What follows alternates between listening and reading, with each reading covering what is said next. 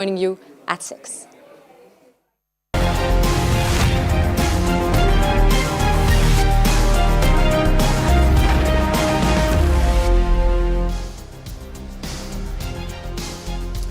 Good evening, hello and welcome. You're watching Viewpoint. I'm Anusha Soni. The debate over the NEET examination once again in the state of Tamil Nadu is dominating headlines. Unfortunately, not for the right reasons, and it's not new. The mere fear of the examination has claimed the lives of the students in the past. The latest incident, where a father and son died due to suicide, has once again sparked debate in the state, with Chief Minister Stalin arguing against conducting NEET examinations in the state. As I said, it's not for the first time. In fact, the state of Tamil Nadu has gone to the Supreme Court challenging the validity of conducting these examinations. The state has argued that the examination is in its present form. It violates the basic structure of the constitution. Now, education has been a political battleground, whether it's the language war, priority or the alleged priority given to Hindi, or the earlier mooted three-language formula under the now scrapped draft education policy.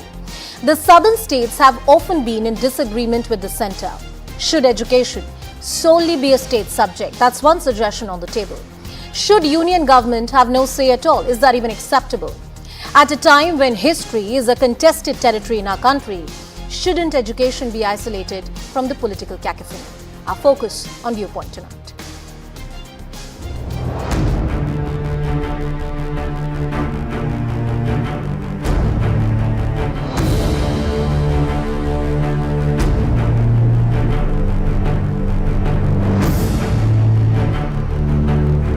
NEET is one thing which is not warranted at all. Education must be a state list.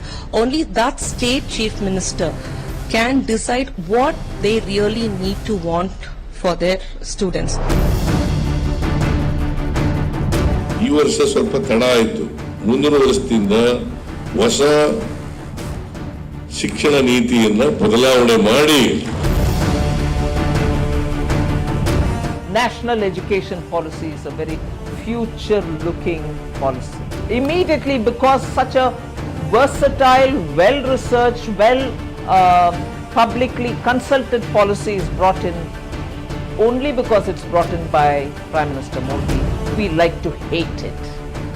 Because we dislike the Prime Minister, so we'll dislike any good thing that he does. This is funny. She doesn't know politics. The problem is that these BJP leaders, ministers, they don't know politics.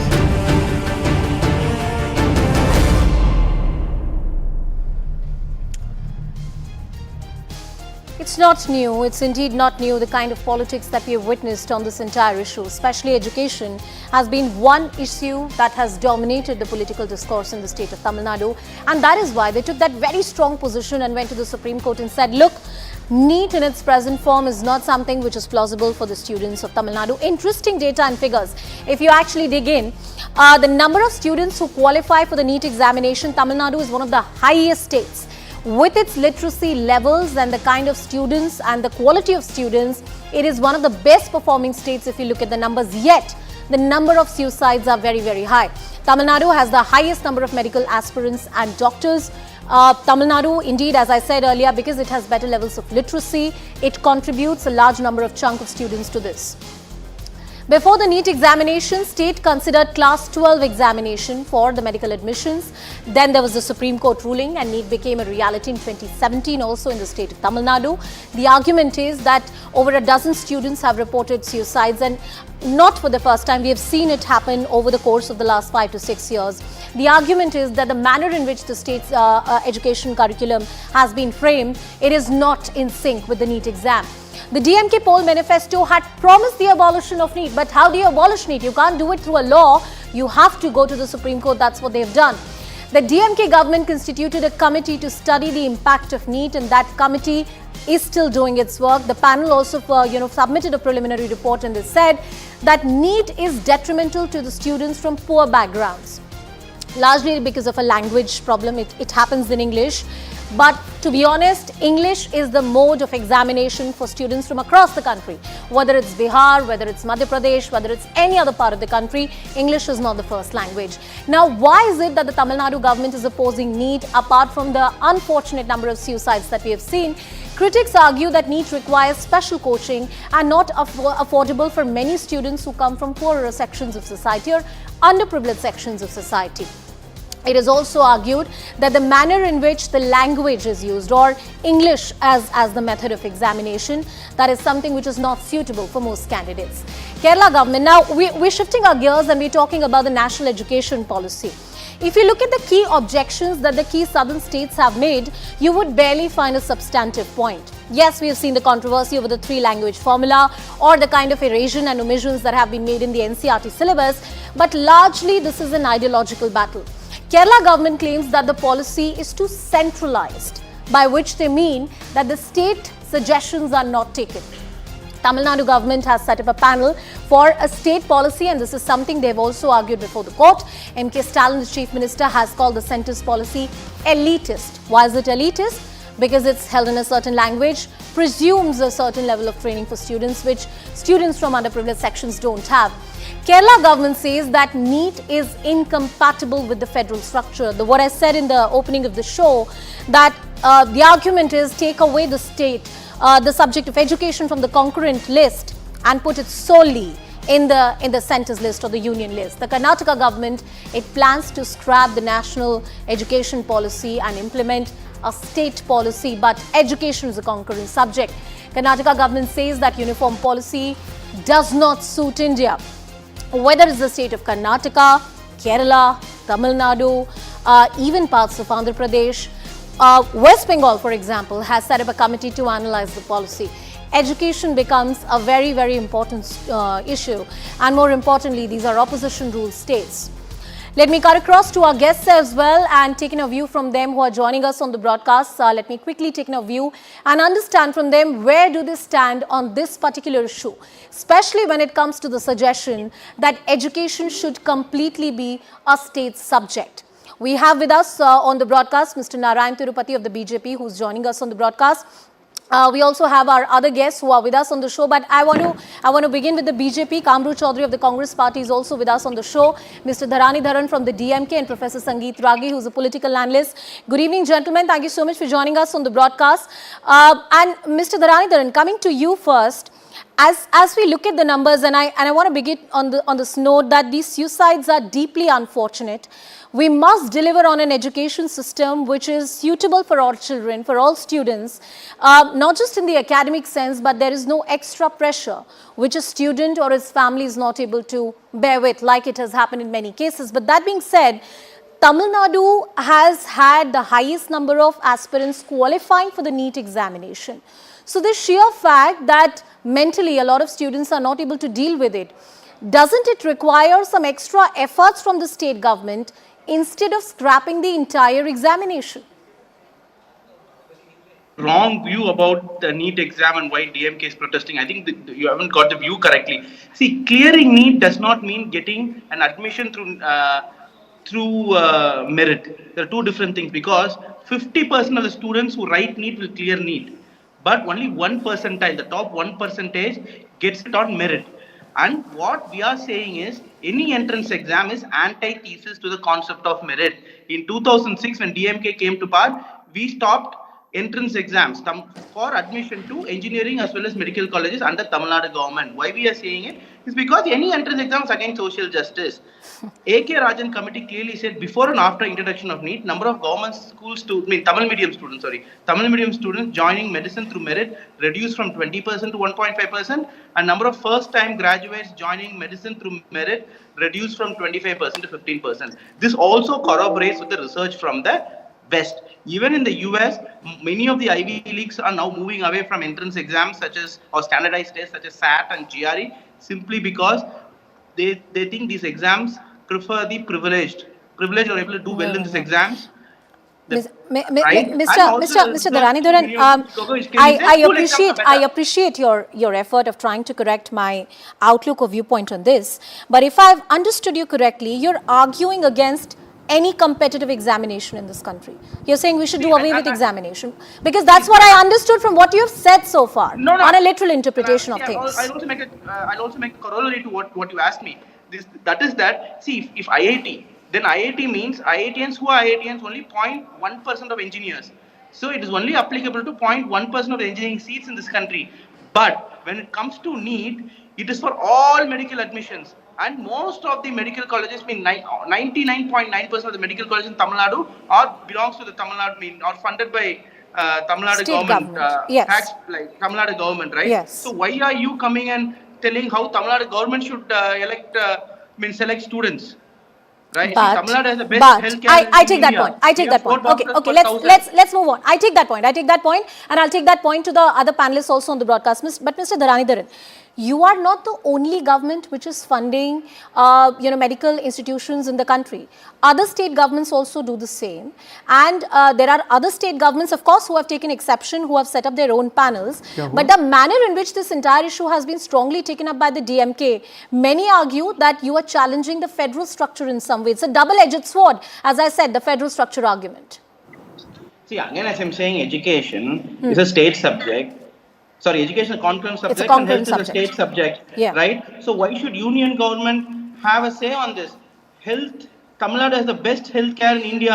We have 4 doctors per 1,000, which is higher than the OECD average, and only most developed countries such as Norway, Switzerland, and Sweden have more doctors per 1,000 people than Tamil Nadu. People from all over the world come to Chennai for medical treatment, and Tamil Nadu not just have highest number of doctors, but we have doctors from every background, from rural areas, from urban areas, not just from urban areas, also from rural areas, and people from all caste groups are doctors.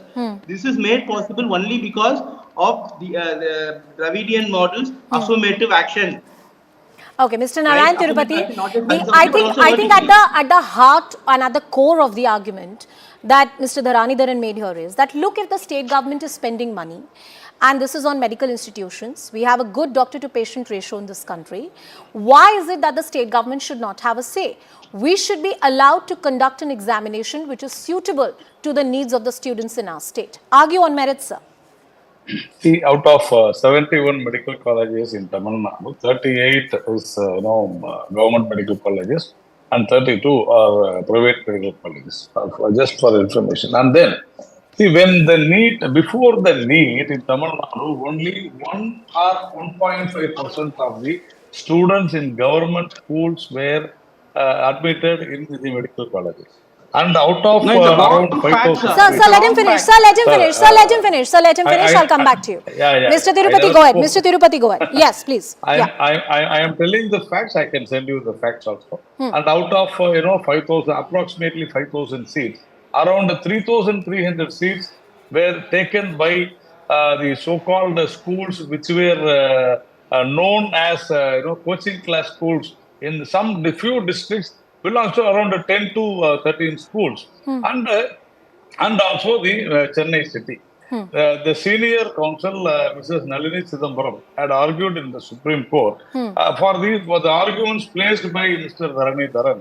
These arguments were placed in front of the Honorable Supreme Court, and the Supreme Court had very clearly saw those arguments, and also the arguments of Mrs. Nalini Chidambaram representing the students who wanted a NEET. So the Supreme Court decided that yes, you have to implement a NEET. And then that time the central government had asked, when it introduced the bill, no, but Mr. Tirupati, even if we go by the statistics that you're presenting, I'm not vouching for them, but the statistics that you're presenting, even by those statistics, out of 71, if 38 colleges belong to a state government, and let's presume this particular ratio of roughly 40 to 50% or more exists in some states, the argument from the opposition rule state is that we need to have some say in the way medical examinations are conducted in the country, because it directly affects our healthcare system. Yes, see, definitely. But the central government or the medical council never interfere in the admissions procedure. Only the entrance test NEET, as ordered by Supreme Court, is there. And the central government, the reservation is not at all a problem. Tamil Nadu students will get more seats. How? Even the All India quota, now 15% of Tamil Nadu students are getting seats in the AIMS and other colleges in entire India, it is definitely a bonus for Tamil Nadu. That 15%. That means when you have around 5,000, nearly you get somewhere around say 750 seats extra. Our medical college students from Tamil Nadu, they are benefiting. Only after NEET, poor students have gone to medical colleges. Only after NEET, entire districts, all the districts Okay, in Tamil a quick, Nadu Mr. Dharani, then are a quick there in rebuttal double from you. Then I want to bring in let Mr. me Kamru finish, Chaudhary let me and finish. Only Professor two Sangeet more Ragi, points. who are waiting us on the Only board. two more points. Only Yes, two sir. more 30 points. seconds, sir. 30 seconds. Yes. Entire districts in Tamil Nadu, before NEET, only few persons, 1 or 2% were coming. But now in Ariyur district, Ramanathapuram, where all we never had students. Now So your they are all argument in is double that the digits. manner in which And- the problem is being framed by the government is not exactly the ground situation. No. Mr. See, Dharani, only then one thing- Mr. Dharani, then a quick response from you. Then I bring in the Congress and The Professor reason Sangeet number Ragi. of government school students have started joining medicine is not because of NEET, because of the vertical reservations that were introduced recently What was for there students before studying in government NEET? schools. So it's not because of NEET. After NEET, poor students and marginalized students are left out because they have to study for 2 exams. They'll have to study for school as well as they have to prepare for a competitive exam. And most of these training schools charge about 2.5 lakhs to 5 lakhs per year, which is out of access for most of the Which has poorest not been students. proved. One For at a example, time, that one is at a why time. Anita, Yes. after scoring 1176.03 percentile in state board, she could not join medicine only because she couldn't clear NEET, because she could not join a coaching center, because she couldn't join a coaching center. Why? Because she couldn't afford for it, and there was no time for it, because she had to also help her father Okay. in his work. So that is why we are saying NEET kind of discriminates against poor and the marginalized. All right, See, you've it is made your not point. about You've made your point. Mr. If Kamru what Chaudhary, that- where does the Congress party stand on this issue? I take the arguments which are coming in from the state of Tamil Nadu, and indeed it's a situation about which the government should do something. But is scrapping NEET the solution, or perhaps some other steps are required? Where does the Congress party stand? Anusha, the first basic importance that we must understand today is the necessity of the NEET was felt by each and everyone in the country when NEET was introduced. We thought that there will be an uniformity in the medical education in the country. People will be getting services of very well qualified and well trained doctors in the country. But alas, what has happened? Flip-flop policy by the Bharatiya Janata Party government over a period of rules, regulations that have brought out. Like recent flip-flop that they have done was the exit exam, which they stated they will be starting from the 2019 batch. Ultimately, they had to shift it to 2020 batch. So these are the flip-flop policies that they have been doing on one-on-one. Introduction of the EWS policy at 10% without increasing the seats. Though the Prime Minister Congress has said voted that he for will it. be increasing the seats. Congress But voted for really it. there is any ground. Please let me finish, sir. Please No, let you me voted finish. for No, one at a time. One at a time. Can I please have the Let me Congress party? finish. Mr. I know Kamru you're- Chaudhary. Mr. Kamru Chaudhary, no personal comments on the show, please, gentlemen. Mr. Kamru Chaudhary, go ahead, finish your argument. Then I'll bring in Professor Ragi. Please go ahead. Yeah. So it's the entire prerogative of the entire education boards of the state as well as the center to find a middle path so that the fallacies in the NEET education, NEET admission process is completely wiped out. Yes. We get a better system. That's the main what the Congress stands for. And when you were talking about the national education policy, our stand is very clear that the national education policy of 2020 Yes. it promotes centralization of the entire education system. On that note, I think I should bring in Professor Sangeet Ragi also into the discussion. Professor Ragi, centralization of education. This is one argument that has been made to the Supreme Court in the public discourse, in the political discourse. The draft NEP policy, when it was earlier floated, 3-language formula was talked about, or the manner in which NEET examination is conducted. Many state governments have argued that this is centralized. Is that substantiated? Is that valid? I don't think that this is a valid argument at all. First of all, why do we take exams of the student? Do we conduct the exams keeping different categories of the students in mind, or do we take the exams keeping certain standards in mind? I think those who talk the political lexicon will always be talking like the language of what Mr. Stalin has done. Suicide is something which is not limited only to a particular medical examination or engineering, but in other fields also. We know that the younger generation, we as a teacher, as a professor in the University of Delhi, we also encounter several students who are doing PhD, and those who are doing MPhil, we also encounter such kind of things. So, attributing everything to the, to the NEET, it is misplaced argument. Important is that there you need to have a doctor, you need to have a good doctor in this country. You need to have good professionals in the country. There are mushrooming of engineering colleges and medical colleges, particularly in Tamil Nadu and in the southern states, which do not maintain quality. So is the case with the B.Ed education in this country. If you go to Uttar Pradesh, you will be finding mushrooming of such B.Ed colleges. So important is that there should be some institution who will be regularizing and who would be particularly supervising whether there is a maintenance of the quality. I'll come to you, Kamruji. I'll come to you, Kamruji. Let him finish his argument. He was listening patiently to everyone. Everybody makes that argument. Professor Ragi, please go ahead. Make your argument. Finish your argument. I give you one example. I give you just one anecdote. We also, struggle with this question in the university system.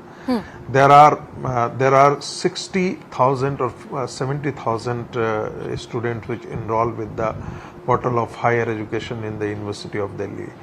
Should we conduct the exam keeping in mind of different categories, different levels of the IQ and the ability of the students? No. We do certain standards, and we know that there are certain students which are good, there are certain students who are not up to that level. Stress-led suicide is much to do with the family background, how the family members are Professor Ragi, dealing with the stress of the I agree with the point that you're making. The child in the system of the education. Absolutely. And the fact that we saw this unfortunate suicide by the son and the father also points out to the kind of stress which is feeding in to the society and how education or certain achievements are being made existential in their nature. I believe Mr. Dharanidharan and Mr. Kamru Chaudhary had an interjection to make, and I want to focus the last few minutes of this debate on the problem of suicides. Professor Ragi rightly pointed out that this is not a phenomenon of one state, but student suicides in India is one of the highest across the world. It is a very worrying trend, and it should not be seen with a political prism. Mr. Dharanidharan, and then I'll go to Kamru Chaudhary. You see, the gentleman who spoke previously, I'll come to you, Mr. Tirupati. The gentleman who spoke earlier kind of said that NEET will ensure quality, which is not true, because clearing NEET is completely different from getting admission through NEET. So even if about 200,000 people write NEET, 1,20,000 people clear NEET. So people with even negative scores have been found to clear NEET. So people who qualify NEET, even with a much lower mark, let's say 100 marks for 700, are able to join through capitation fees. And NEET has not reduced capitation fee also. So it's not ensuring quality. Point one. Point two, if you want to ensure quality, then kind of have an exit NEET, that is people who finish after 5 years can write an exit NEET and go on. Why do you have entry NEET? And Tamil Nadu has been selecting doctors through school marks only, and Tamil Nadu doctors are one of the best in the world. Go to London, you go to US, you see doctors from Tamil Nadu doing a great job. So it doesn't mean that if you are admitted through school marks, there is no quality, and if you are admitted to an entrance exam, is the problem the fact the system that NEET is deploying, that is the problem, or the problem is that the central government is doing it? That is the issue, because these are shifting paradigms. I'm short of time. Mr. Kamru Chaudhary and then Mr. Narayan Tirupati. Yeah, basic point that you must understand, 23 lakh students appear for NEET in 2023, out of which around 1 lakh, inclusive of all the quota students, they will be getting admission this year. And if you say a division on the government colleges and the private colleges, it is approximately 40-60 ratio. 60 being the government college and the 40 being the private institution. Let me cite you one example of my own house. My own son, he scored 695 out of 720 and he failed to get a AIMS Delhi seat. Yes. Whereas 695 students in a general category, I'm not going into the category debate out here, he got 470. He scored 695 but he got a higher rank, a 428 rank. Okay. But my son got 558 rank. Now, why, if both of them have scored the same mark, why there is disparity in the rank? These are the things that need to be understood. My son is aghast that he could not get into the AIMS Delhi, but his friend got into the AIMS Delhi. That is the difference. That this education system has brought about a 20 billion US dollar industry, a coaching industry in India. This aims, this hoard of the parents to get into a premier medical institution is letting our children into the thrones of suicidal tendencies on a daily basis. And we must put an end to this. Mr. Kamra Chaudhary, political differences aside, I think you've hit a raw nerve and you've hit the nail on its head. You're absolutely right. Mr. Tirupati, let's keep the politics aside for a second. And I'm not trying to single out the state of Tamil Nadu here. But the key argument here is that there needs to be wider consultation, especially with respect to medical examinations in this country. While he was talking about his son, I have seen a lot of my friends who have qualified for competitive examinations in the medical field, and they make similar complaints that the manner in which the system is designed is heavily flawed, and somewhere money plays a very important role in flexing muscles. No, it is not so, and I think you are wrong. Because see, if you want to scrap NEET because suicides are increasing, then you have to scrap 10th standard and 12th standard examinations in Tamil Nadu, because in the last 4 or 5 decades, more than 1,000 students have committed suicides in India, in Tamil Nadu alone. And every day people are committing suicides because of the liquor policy of Tamil Nadu through selling through Tasmak. And the government is trying to increase the revenue by selling more. One at a time. No, one at a time. Mr. Tirupati, Mr. Narayan Tirupati, please. One at a time. Everybody gets their turn to speak. No. I'm not going to allow this. Mr. Narayan Tirupati, just the BJP, please. Just the BJP, please. Yes, Mr. Tirupati, please. Mr. Narayan Tirupati, go ahead. He's bringing disrepute to Tamil Nadu. You are muting, man. Bringing disrepute to Tamil Nadu. Can I just have the BJP, please? Can I just have Mr. Narayan Tirupati? Can I just have? Yes, Mr. Narayan Tirupati. Make your argument. Yes. Yeah. See, if you are saying just because of the suicides, the NEET has to be scrapped. That is why I said I don't want to compare. For suicides, you have to, definitely counsel people. You have to talk with people, and we have to change the society. And for Mr. Dharmendran, I will end up saying only one thing. Right. Last February 3rd, 2022, the National Medical Council has given a direction to all the deemed universities and the private medical colleges to collect fees 50% of the seats. Mr. Narayan Tirupati, I'm short of time. I'm sorry interrupting your argument there.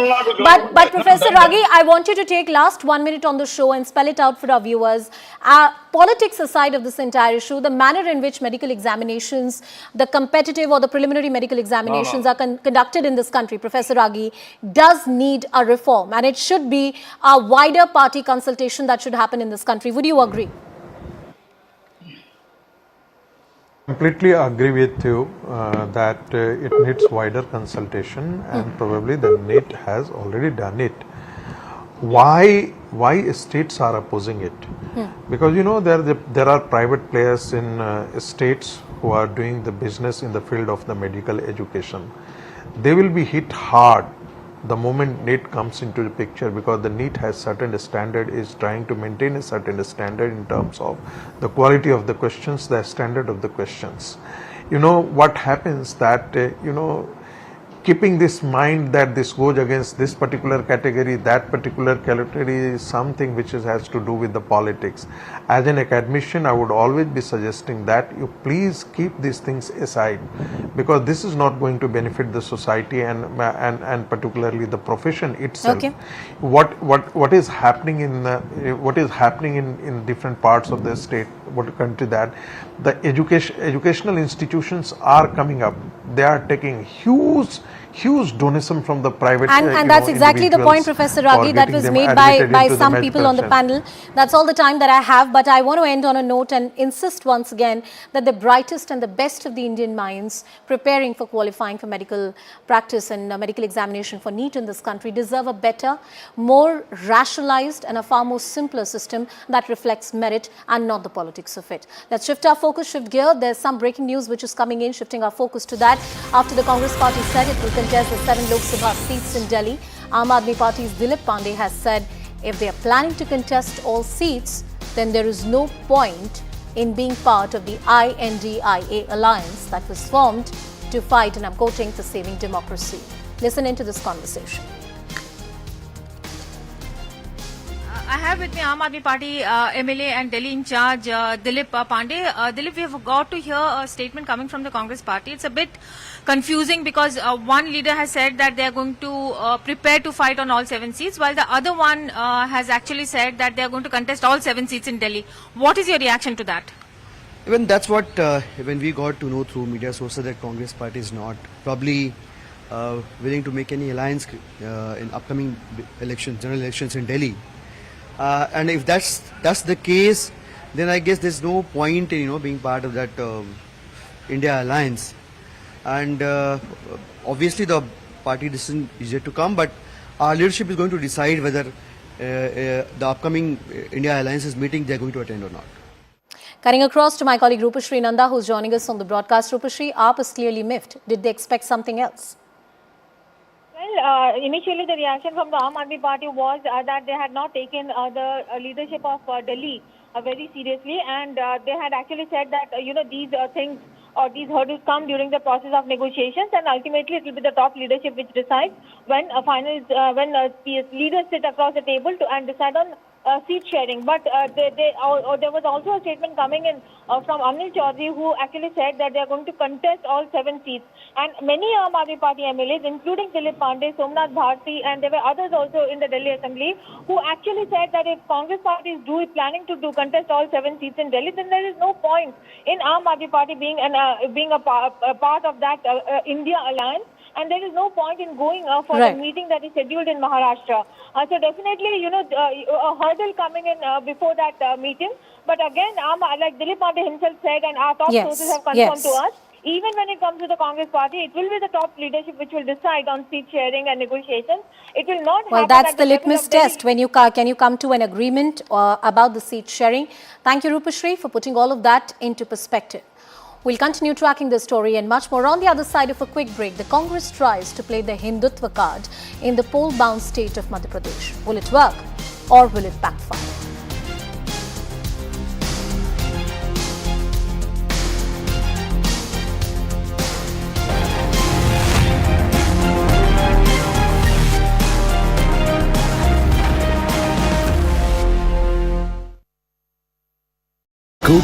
For yesterday, when in fact those places were actually emptied by the authorities, because earlier only they were fearing that there could be something like this, and that is the reason why this entire area was emptied by the authorities. Looking at the debris over here, looking at the kind of destruction which has been done due to this landslide is very humongous. You can see these entire homes of concrete. These are not, mind you, these are not wooden homes, or these are not makeshift shelters or homes. These are proper concrete homes which were washed away by, which was actually which were collapsed because of the landslide. You can see how the debris of those very homes has gone from that very top side to this very end, and you can see how cars have also been destroyed in this very case. You can see only here a car has fallen down off this very cliff, and in fact this is the story from Krishnanagar right now. In fact, a lot of lives being affected, and in fact the NDRF officials have confirmed to CNN News 18 that 2 lives have been lost in this case. Let's now first take a look at what is the situation really like in the northern state of Himachal Pradesh. It's a havoc in the hill state, and we will bit by bit tell you exactly what the people of Himachal Pradesh are really looking at. Now, these are dramatic visuals from Paral. This is a rescue operation from a building top that has been undertaken, where people who were stranded because of the heavy rainfalls have been gotten up to a safe location. So this is the rescue operation that we are bringing to you from the Paral area in Himachal Pradesh. If we go further and take a look at the kind of rescue operations that both the Army, NDRF and the other central teams are in fact undertaking, this is what is going to give you an idea. Now, there is another visual that we have for you. This is a very, very scary visual of the entire house coming down like a pack of rubble. This is from the Krishna Nagar area, and you can see the impact of the landslide that has in fact led to houses being buried under the mud and gore after the landslide really took place in the Krishna Nagar area of Himachal Pradesh. Many people who have been staying in these low-lying areas we also have to understand how the mud really, where the construction really was taking place, is not really firmed up, and because of which the landslide has ended up impacting a lot of these key areas. This is from the Krishna Nagar area that we are looking at. If we take a look at the next set of visuals, these are in fact from the Shiv temple, from where the second landslide in Shimla was reported out of, and this entire temple collapsed due to heavy rain. And further landslide and the rubble that you see, the mud that you see around on top of the temple after the collapse was witnessed. So this is what has happened. Here is where there were a lot of bodies that were recovered, and that is also adding on to the death toll that is being reported out of Himachal Pradesh. So far, the official figures stand at above 50. Right now, we're still waiting for the official word so that we can ascertain the kind of people who might just be still buried here after this landslide has taken place. This is from the Shiv temple from the Summer Hill area. If we take a look at the cloudburst, flash floods which have destroyed property, this sequence of visuals we are playing out from Mandi.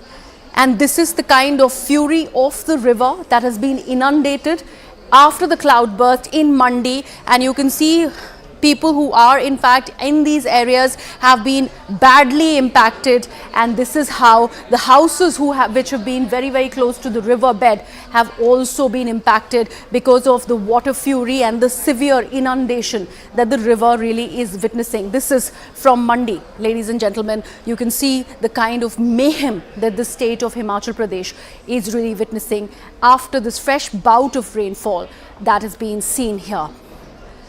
Now, if we take a look at the rain fury, this continues in the hill state of Himachal Pradesh like we've been bringing to you. CNN News 18 in fact has got you ground reports from the flood hit Shimla, because Shimla has been badly impacted, already 2 landslides, and the death toll only increasing by each passing day. Take a look.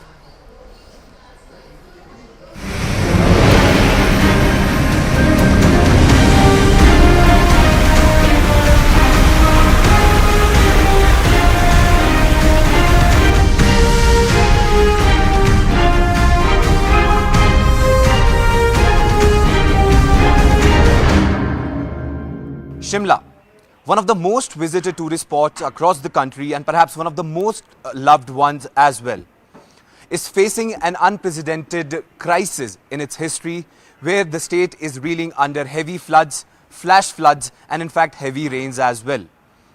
It's very important to understand the aftermath and the after effects of the floods as well. We talked about how the floods claimed many lives, but it is also very important to understand as to how the people of the state are actually bearing the brunt of this entire situation. Is it just the floods which is causing their lives to be miserable, or is it something else? Well, it's a tourist state where a lot of economics depends and economy depends upon the tourism sector.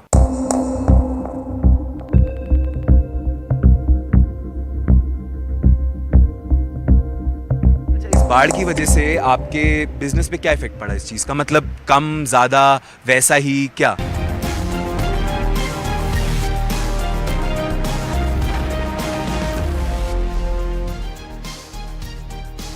Welcome back. And ahead of Madhya Pradesh elections, the assembly elections, which will be a litmus test for all political parties in the run-up to 2024, especially the Congress and the BJP, it seems like the grand old party has gone all out to play the Hindutva card.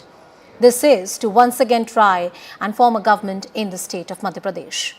After former Madhya Pradesh Chief Minister Kamal Nath's Hindu Rashtra comment and pitch, senior Congress leader, another voice within the Congress party, Digvijay Singh, has highlighted the internal contradictions within the grand old party. Mr. Digvijay Singh claimed that the creator of the word Hindutva was none other than Veer Savarkar, and Savarkar has a contested history and legacy, something that the Congress party has been opposed to. Digvijay Singh and the kind of statements that he has given out clearly point out to the contradictions that exist within the Congress party. Kamal Nath has thrown in his hat and he wants to be the next chief ministerial face for the state of Madhya Pradesh. But will this all-out Hindutva pitch really work for the Congress party? History tells us otherwise. For example, in Karnataka, the party focused on hyper-local issues and the development politics around it. Then why is it that the Congress party thinks that it's the Hindutva card that can work for them in Madhya Pradesh? The BJP and the Chief Minister of the state, Shivraj Singh Chauhan, has called the Congress party Chunavi Hindu and taken a jibe at the Congress party. We talk about that politics on Viewpoint tonight.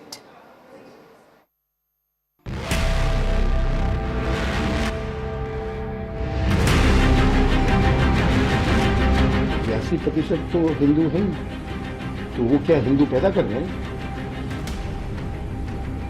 विश्व में जिस देश में इतनी बड़ी percentage में हो, वहाँ कोई बहस की बात है? ये तो है ही 82% अगर भारत में हिंदू हैं, तो हम कहें कि ये हिंदू राष्ट्र है, ये कहने की क्या आवश्यकता है? ये सॉफ्ट हिंदू में हार्ड हिंदू कुछ नहीं होता है। और मैं तो ये कहता हूँ कि जो भी पद पर बैठा हुआ जिसने भारतीय संविधान की शपथ ली है, अगर वो कोई हिंदू राष्ट्र की बात करता है तो उसको पहले संविधान की दी हुई शपथ से इस्तीफा दे देना चाहिए, बाद में ही कोई बात करना चाहिए। ना दिग्विजय सिंह को ना कमलनाथ जी को, इनको ना तो हिंदुत्व से लेना देना है, ना देश से लेना देना है, ना समाज से लेना देना है। ये तो वोटों की फसल काटने के लिए जब जो ठीक समझते हैं वो कहते रहते हैं, इनको किसी से लेना देना नहीं। Well, let's take all these questions to our esteemed panel. Joining us on Viewpoint tonight, we have Neha Bagga, who's the spokesperson from the Madhya Pradesh unit of the BJP, Kamru Chaudhary, who's a Congress leader, Professor Sangeet Ragi, who's a political analyst, and Mr. Javed Ansari, who's a senior journalist, joining us on the broadcast. Good evening to all of you. Thank you so much for speaking with us. Kamruji, coming to you first. Is this a soft Hindutva pitch by the Congress party? Isn't the Congress party the party which says that religion and politics should not be mixed? But your own senior leaders are seen sharing stage with a lot of religious figures in the state of Madhya Pradesh. I don't want to take any names, and making statements which sound sympathetic to the idea of quote-unquote Hindu Rashtra. How do you reconcile that? Anusha, I am surprised, but I can't blame you absolutely. As a journalist, you have a right to interpret the statement whichever way you want. Sure. The statements made by two of our tallest leaders in Madhya Pradesh are itself self-explanatory. Now, you must understand the difference between Hinduism and Hindutva, or Bharatiyata, or Indianness. There's a stark difference. You know, people like, let's say, your Assam's Chief Minister, Hemanta Biswa Sharma's statement, that he doesn't want the votes of a particular community. That is called Hindutva. That is majority appeasement. But when you come to the statement of Kamal Nath and Digvijay Singh, when Kamal Nath ji says that India is a population of 80% Hindus, it is already a land with a majority of Hindus out here with freedom to assimilate and accommodate all other different viewpoints from the religious point of view, like the people who follow Islam, Christianity, or Judaism, or let's say Sikhism. Yeah. We have all lived together. That is called Indianness. And that cannot be necessarily with due respect, and let's keep my interpretations aside, do you have the quote verbatim of what Mr. Kamal Nath said? I have something in front of me, but I wanted to ask you if you have one. Yeah, what did he say? You just. I'll just quote him, sir, for your reference. Data shows that 82% are Hindus in our country. There is no debate here that we are a Hindu Rashtra, and there was also the sharing of state with Dhirendra Shastri, who is a religious leader and somebody who propagates the idea of Hindu Rashtra. He's spoken about it publicly many times, and Mr. Kamal Nath shared the stage with him. So what is there left for me to interpret, sir? I ask you very humbly. What did Kamal Nath ji exactly say? He said India is a 80% Hindu populated country. Do we need to call it a Hindu Rashtra? It is already a Hindu state, already Hindu majority state lives out here. But what you must understand the difference between a Hinduism, that's a stark difference between Hindutva that Narendra Modi and his party believes in, or the RSS and his Vishwa Hindu Parishad, or other ecosystem believe in. I really want you to set the debate here before I invite other panelists for comments. So my second limb of question to you, the fact that stage was shared with a religious figure who has openly spoken about the idea of a Hindu Rashtra, how do you understand that? How do you qualify that, if I may say so?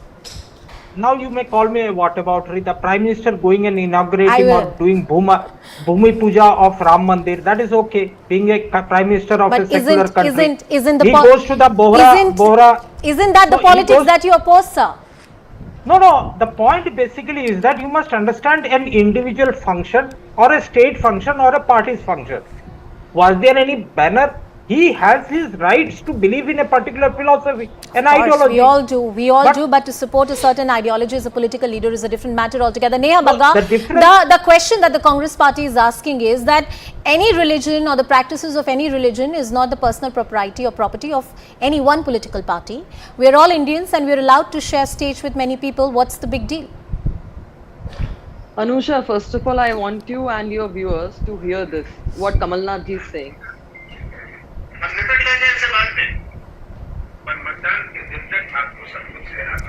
Neha ji, actually the problem is the audio is not very clear. I've already quoted what Kamal Nath ji said. Why don't you come to the moot point? No, this is the other video. So quote him for our viewers. We can't hear the audio. Yes, it derails the debate. That is what I'm saying. Yes, that is what I'm telling. He's saying कि मतदान तक सब कुछ झेल लो, उसके बाद निपट लेंगे. And he's talking to Muslim community people inside the room. And there was another video in which Mr. Kamal Nath said 90% मुसलमानों अगर तुमने वोट नहीं दिया तो कांग्रेस पार्टी हार जाएगी.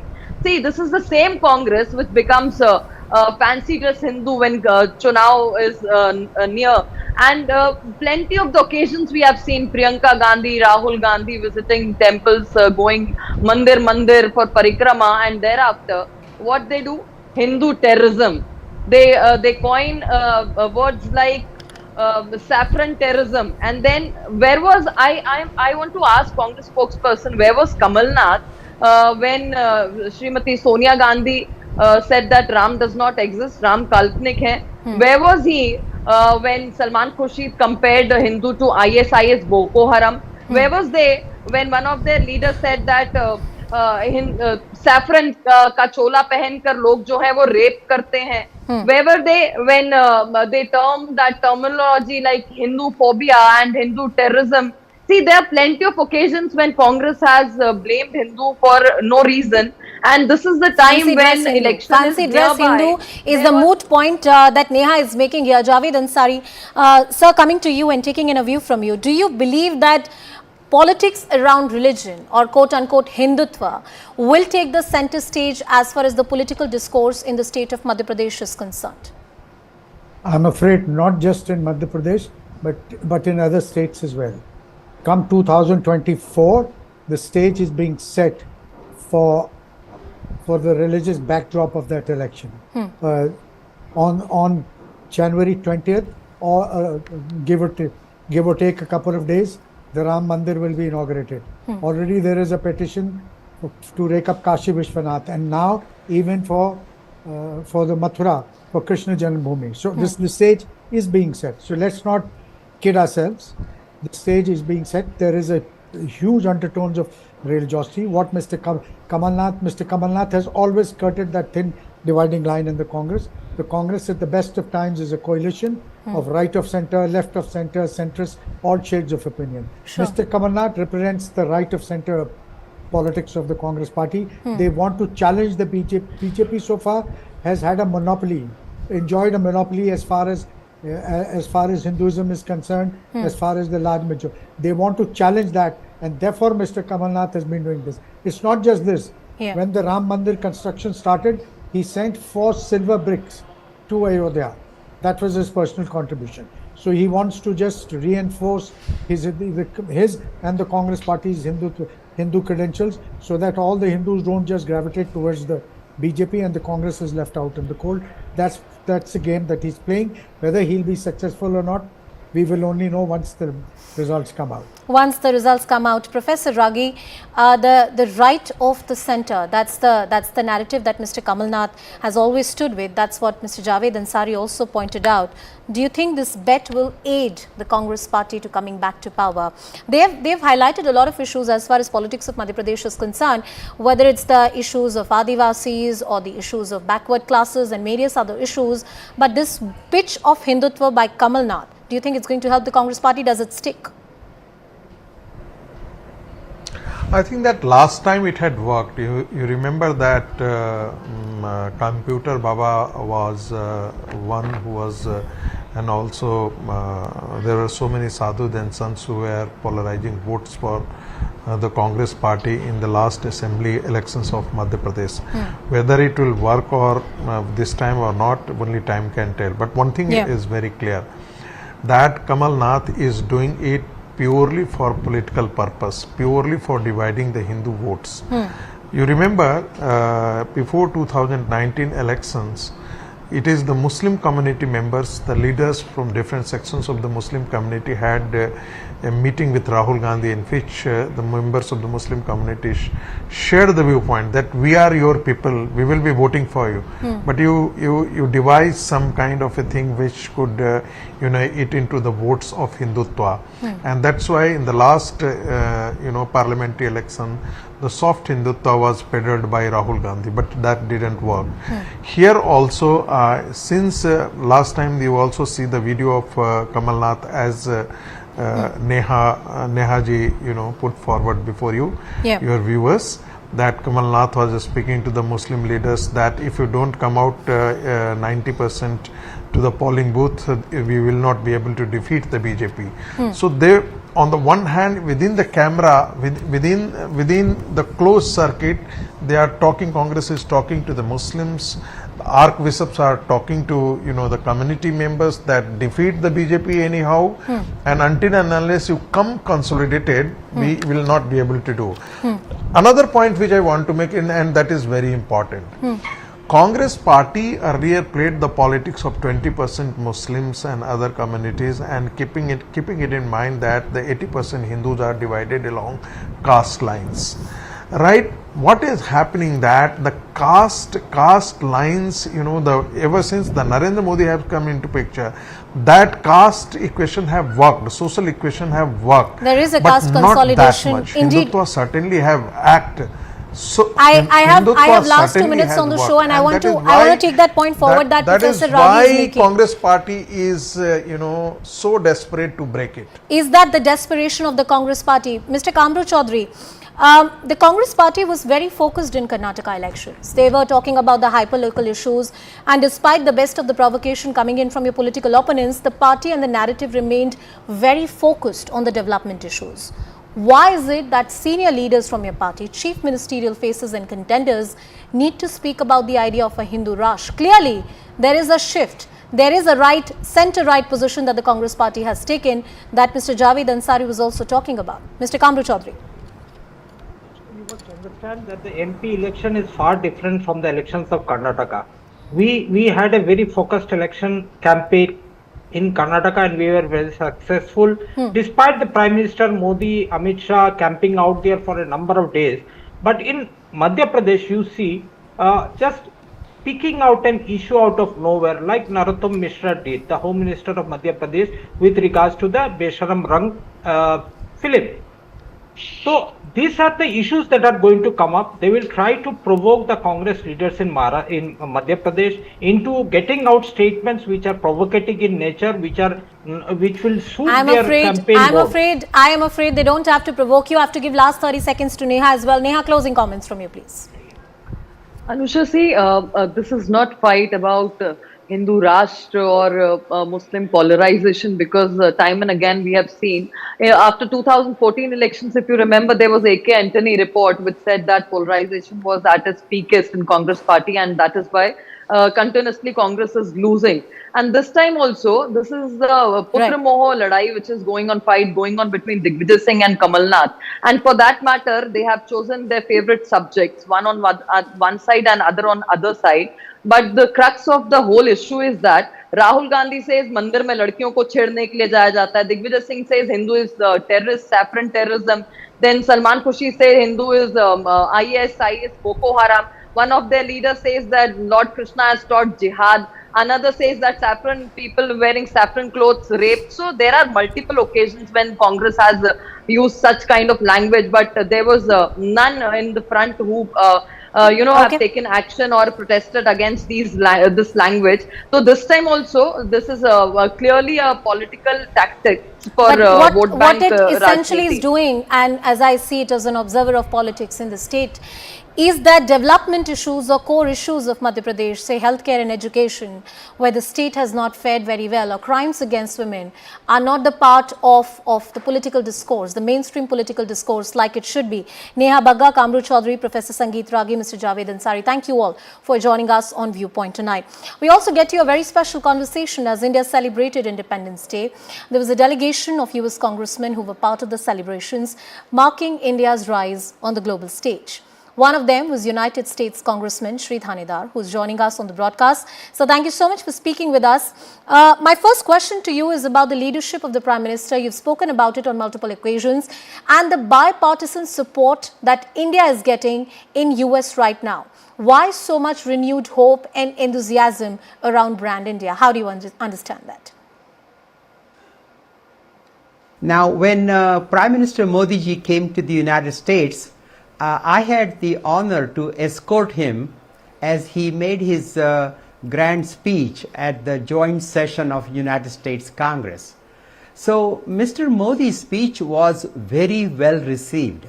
Not only it was well received by the Democrats, but it was also well received by the Republicans. And as far as I remember, he got more standing ovation, bipartisan standing ovation, than any other heads of state that I remember.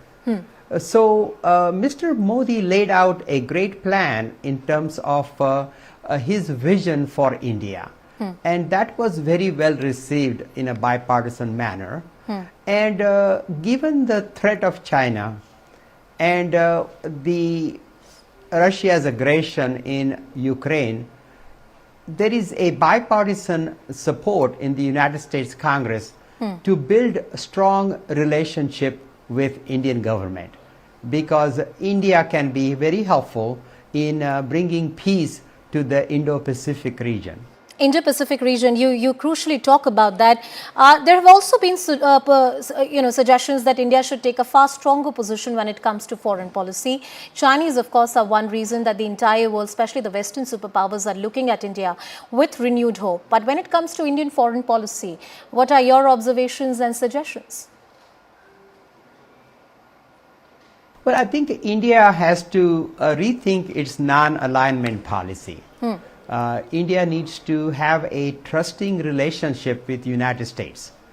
Currently, India and United States, the largest and the oldest democracies, have a good relationship, but in my opinion, that relationship needs to be even stronger, even more trusting, and we need a larger collaboration in the military space, in space technology, in defense. So we would like to see a greater cooperation, a greater friendship, and a more trust in each other. I think that is what is needed, not only for the best interest of United States and the people of India, but it is in best interest of world peace. For us to stabilize Indo-Pacific region, it is important that India plays a key role, and that can best be done through a strong friendship with United States of America. You make a strong suggestion that India should do away with its non-alignment policy, especially that's something in some spirit India has followed ever since the time of Pandit Jawaharlal Nehru. But the complaint, or rather one of the grounds of Indian authorities has been that the kind of support or the kind of support that they had expected from the Western superpowers, especially when it comes to issues like terror, they have not received the same kind of backing, especially when it comes to adversaries like Pakistan. Well, look, India has faced terrorism attacks. So has the United States. And we believe that, people need to be able to live in peace. Terrorism will not be tolerated in the United States, whether it's a domestic terrorism or international terrorism. Sure. And we empathize with India, as India has struggled over the years through terrorism. And it is important for us to unite. It's important for us to work together to fight forces that have created havoc through terrorism, attacked civilians. We need to work together to bring world peace, and it's important that people are able to live in prosperity, grow and live their lives in peace. And that's what is our goal is in the United States. All right, Mr. Tanada, thank you so much for speaking to us, and thank you for joining us on Viewpoint tonight.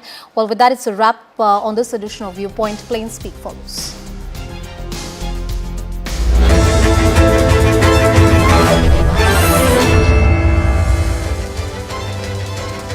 Welcome everyone. Thanks a lot for staying with us. You're watching Plain Speak with me, Shivani Gupta. A strain continues to build within the Maharashtra Vikas Aghadi after a recent meeting between Sharad Pawar and Ajit Pawar. But what happened in that meeting is the biggest question. Now, according to sources, Ajit Pawar tried to convince Sharad Pawar, his uncle, a key face of the opposition's India bloc, to shift his allegiance to the NDA. For this, Sharad Pawar was offered, we are told, a post equivalent